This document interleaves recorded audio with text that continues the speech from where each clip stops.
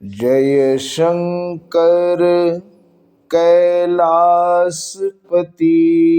शिव पूर्ण ब्रह्म सदाय विनाशी। पूर्ण ब्रह्म सदाय विनाशी। जय शंकर कैलासपति शिव पूर्ण ब्रह्म सदाय विनाशी। अंग विभूति गले मुंडमाला शीस जटा जलगंग विलासी। शीस जटा गलगंग निबिलासी। जय शंकर कैलासपति शिव पूर्ण ब्रह्म सदाय विनाशी।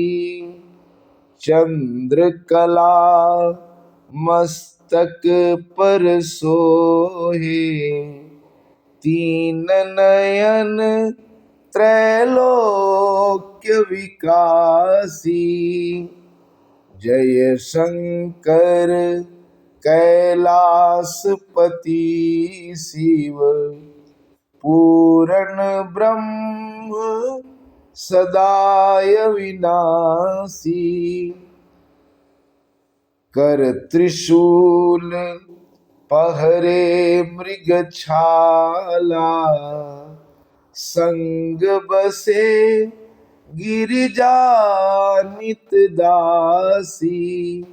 जय शंकर कैलासपति शिव पूर्ण ब्रह्म सदाय विनाशी।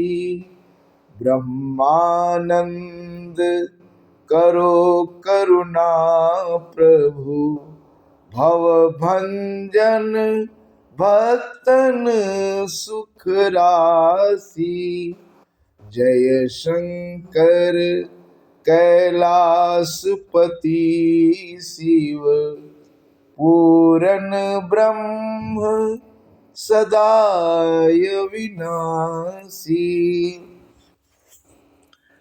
धर्म प्रेमी बंधुओं, श्री शिव महापुराण रुद्र संहिता सती खंड के अंतर्गत 16वें अध्याय में आज आप सब सुने ब्रह्मा और विष्णु द्वारा शिव से विवाह के लिए प्रार्थना करना तथा उनकी इसके लिए स्वीकृति। ब्रह्मा जी बोले, भगवान विष्णु आदि देवताओं के द्वारा की गई स्तुति को सुनकर सबकी उत्पत्ति करने वाले भगवान शंकर बड़े प्रसन्न हुए और जोर से हंसे। सपत्नीक ब्रह्मा जी और भगवान विष्णु को साथ आया हुआ देखकर महादेव जी ने हम लोगों से यथोचित वार्तालाप करके हमारे आगमन का कारण पूछा। रुद्र बोले, हे हरे, हे विधे, हे देवताओं और महर्षियों, आप लोग आज निर्भय होकर अपने आने का ठीक ठीक कारण बताइए। आप लोगों की स्तुति से मैं प्रसन्न हूँ। आप लोग किस लिए यहाँ आए हैं, कौन सा कार्य आ पड़ा है, वह सब मैं सुनना चाहता हूँ। ब्रह्मा जी बोले, हे मुने, महादेव जी के इस प्रकार पूछने पर सभी लोकों का पितामह मैं ब्रह्मा भगवान विष्णु की आज्ञा से कहने लगा, हे देवाधिदेव, हे महादेव, हे करुणा सागर, हे प्रभो, हम दोनों इन देवताओं और मुनियों के साथ जिस उद्देश्य से यहाँ आए हैं उसे सुनिए। हे वृषभध्वज, विशेष रूप से आपके लिए ही हम लोग यहाँ आए हैं, क्योंकि हम तीनों सहायतार्थी हैं। सृष्टि चक्र के संचालन रूप प्रयोजन की सिद्धि के लिए एक दूसरे के सहायक हैं। सारथी को सदा परस्पर यथा योग्य सहयोग करना चाहिए, अन्यथा यह जगत टिक नहीं सकता। हे महेश्वर, कुछ ऐसे असुर उत्पन्न होंगे जो मेरे द्वारा मारे जाएंगे, कुछ भगवान विष्णु के द्वारा और कुछ आपके द्वारा वध्य होंगे। हे महाप्रभु, कुछ आपके वीर से उत्पन्न पुत्रों द्वारा मारे जाएंगे और कुछ असुर आपकी माया के द्वारा वध को प्राप्त होंगे। आप भगवान शंकर की कृपा से ही देवताओं को सदा उत्तम सुख प्राप्त होगा। घोर असुरों का विनाश करके आप जगत को सदा स्वास्थ्य एवं अभय प्रदान करेंगे। आप राग द्वेष रहित योग युक्त एवं सर्वथा दयालु हैं, इसलिए हो सकता है कि आप असुरों का वध न करें। हे ईश, जब ये आराधना करके वर प्राप्त कर लेंगे तब सृष्टि की स्थिति किस प्रकार रहेगी। इसलिए हे वृषभध्वज, उचित यही है कि आप इस सृष्टि की स्थिति के लिए सदैव असुरों का वध करते रहें। यदि सृष्टि पालन तथा संहार कर्म न करने हों तब हमारा तथा माया का भिन्न भिन्न शरीर धारण करना सार्थक नहीं रहेगा। वास्तव में हम तीनों एक ही स्वरूप वाले हैं, किंतु कार्य के भेद से भिन्न भिन्न शरीर धारण करके स्थित हैं। यदि कार्य भेद न सिद्ध हो तब तो हमारे रूप भेद का कोई प्रयोजन ही नहीं है। परमात्मा महेश्वर एक होते हुए भी अपनी माया के कारण ही तीन रूपों में विभक्त हैं। वे प्रभु अपनी लीला से स्वतंत्र हैं। श्री हरि उनके वामांग से उत्पन्न हुए हैं, मैं ब्रह्मा उनके दाहिने अंग से उत्पन्न हुआ हूँ और आप उन सदाशिव के हृदय से उत्पन्न हुए हैं। अतः आप ही शिव जी के पूर्ण रूप हैं। हे प्रभु, इस प्रकार भिन्न स्वरूप वाले हम तीन रूपों में प्रकट हैं और जो वस्तुतः उन शिवाशिव के पुत्र ही हैं। हे सनातन, इस यथार्थ तत्व को आप हृदय से अनुभव कीजिए। हे प्रभु, मैं और भगवान विष्णु आपके आदेश से प्रसन्नतापूर्वक लोक की सृष्टि और पालन का कार्य कर रहे हैं तथा कार्य कारणवश सपत्नीक भी हो गए हैं। अतः आप भी विश्व हित के लिए और देवताओं के सुख के लिए एक परम सुंदरी स्त्री को पत्नी के रूप में ग्रहण कीजिए। हे महेश्वर, एक और बात सुनिए।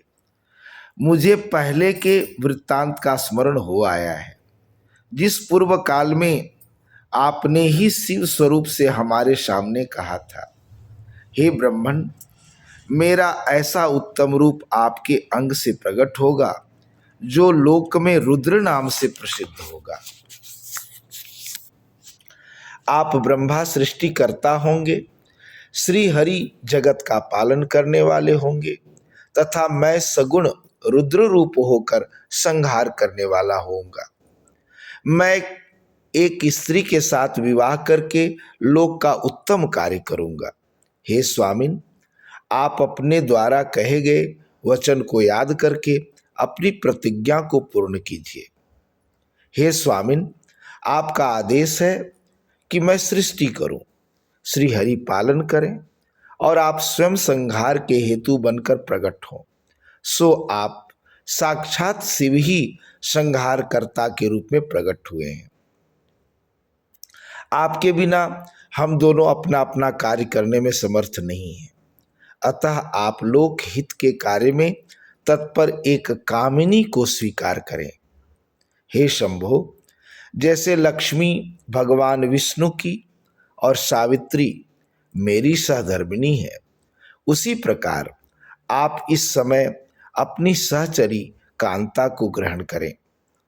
ब्रह्मा जी बोले, मेरी यह बात सुनकर मुस्कान युक्त मुखमंडल वाले वे लोकेश हर श्री हरि के सामने मुझसे कहने लगे। ईश्वर बोले, हे ब्रह्मन, हे विष्णु, आप दोनों मुझे सदा ही अत्यंत प्रिय हैं। आप दोनों को देखकर मुझे बड़ा आनंद मिलता है। आप लोग समस्त देवताओं में श्रेष्ठ और त्रिलोकी के स्वामी हैं। लोक हित के कार्य में मन लगाए रहने वाले आप दोनों का वचन अत्यंत गौरवपूर्ण है। किंतु हे सूर्यश्रेष्ठ गण, सदा तपस्या में संलग्न रहकर संसार से विरत रहने वाले और योगी के रूप में प्रसिद्ध मेरे लिए विवाह करना उचित नहीं है। जो निवृत्ति के सुंदर मार्ग पर स्थित अपनी आत्मा में ही रमन करने वाला, निरंजन अवधूत देह वाला, ज्ञानी, आत्मदर्शी, कामना से शून्य, विकार रहित, अभोगी, सदा अपवित्र और अमंगल वेशधारी है, उसे संसार में कामनी से क्या प्रयोजन है? यह इस समय मुझे बताइए।